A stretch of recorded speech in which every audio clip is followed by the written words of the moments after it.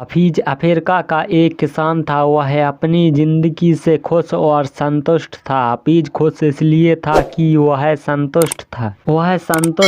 क्योंकि वह खुश था। एक दिन एक अक्लमंद आदमी उसके पास आया। उसने हफीज को हीरों के महत्व और उनसे जुड़ी ताकत के बारे में बताया। उसने हफीज से कहा, अगर तुम्हारे पास अंगूठे जितना भी बड़ा हीरा हो तो तुम पूरा शहर खरीद सकते हो, और अगर तुम्हारे पास मुट्ठी जितना बड़ा हीरा हो तो तुम अपने लिए शायद पूरा शहर ही खरीद लो। वह अक्लमंद आदमी इतना कहकर चला गया। उस रात हफीज सो नहीं सका। वह असंतुष्ट हो चुका था, इसलिए उसकी खुशी भी खत्म हो चुकी थी। दूसरे दिन सुबह होते ही हफीज ने अपने खेतों को बेचने और अपने परिवार की देखभाल का इंतजाम किया और हीरे की खोज में रवाना हो गया। वह हीरो की खोज में पूरे अफ्रीका में भटकता रहा, पर उन्हें पा नहीं सका। उसने उन्हें यूरोप में भी ढूंढा, पर वे उसे वहां नहीं मिले। स्पेन पहुंचते पहुंचते वह मानसिक, शारीरिक और आर्थिक स्तर पर पूरी तरह से टूट चुका था। वह इतना मायूस हो चुका था कि उसने बार्सिलोना नदी में कूदकर खुदकुशी कर ली। इधर जिस आदमी ने हफीज के खेत खरीदे थे, वह एक दिन उन खेतों से होकर बहने वाले नाले में अपने ऊँटों को पानी पिला रहा था। तभी सुबह के वक्त उग रहे सूरज की किरणें नाले के दूसरी ओर पड़े